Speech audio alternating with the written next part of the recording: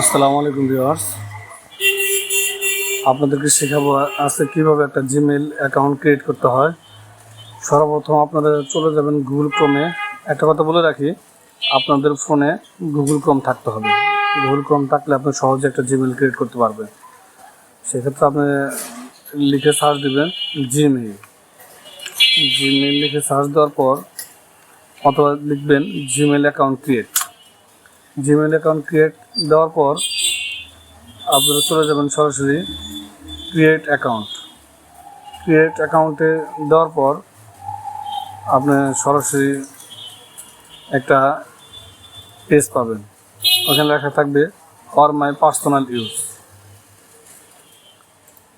For my personal use দেওয়ার পর আপনার ফার্স্ট নেম লাস্ট নেম দিবেন। দেওয়ার পর নেক্সট বাটন ক্লিক করবেন। আপনার জন্মসাল ভোটার আইডি কার্ড অনুযায়ী অথবা আপনি সামহাম একটা জন্মসাল দেবেন, অথবা পিতামাতার ভোটার আইডি কার্ড থেকে দিবেন, অথবা বড় ভাই ব্রাদারের ভোটার আইডি কার্ড থেকে দিবেন।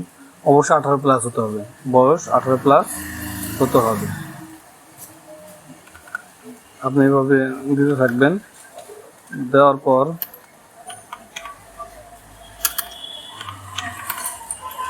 আপনি জেন্ডার সিলেক্ট করবেন, যে জেন্ডারে হন না কেন সেই জেন্ডারটা সিলেক্ট করবেন। করার পর নেক্সট বাটন ক্লিক করবেন।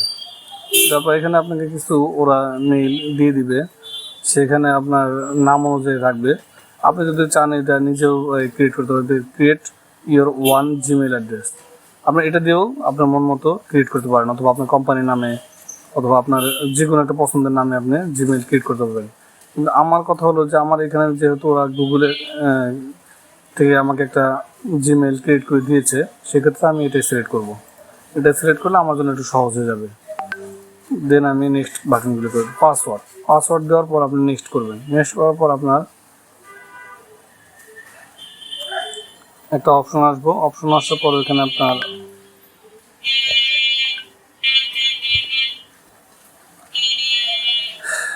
পাসওয়ার্ড দেওয়ার পর আপনার নেক্সট বাটন ক্লিক করলে আপনার অটোমেটিক্যালি একটা জিমেইল ক্রিয়েট হয়ে যাবে।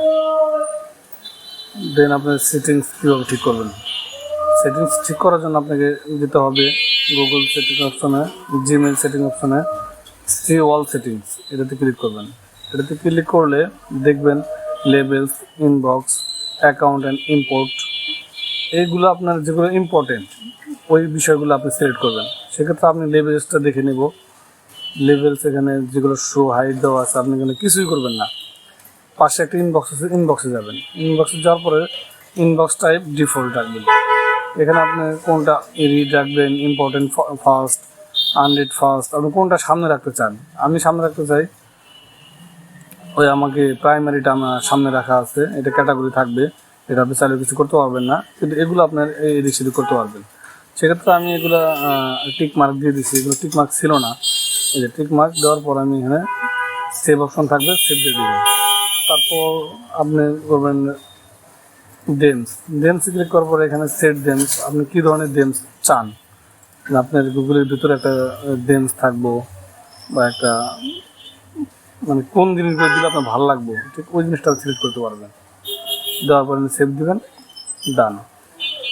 এইভাবে হয়ে যাবে। আপনি এই কালার সিলেক্ট করে সেই কালারগুলো আপনি ইউজ করতে পারবেন। অ্যাডভান্স সেটিংস থেকে শুরু করে আপনি এই যে এখানে দেখেন কী লেখা আছে, লেখাগুলো ভালো করে পড়বেন। দেন আপনি যদি মনে চায় যে অ্যানাবল দিবেন তাহলে অ্যানাবল দিবেন, আর যদি মনে না চায় তাহলে ডিসেবল থাকবে। এখানে ডিসেবল করা আছে। তো দেন আমি জেনারেলে গেলাম।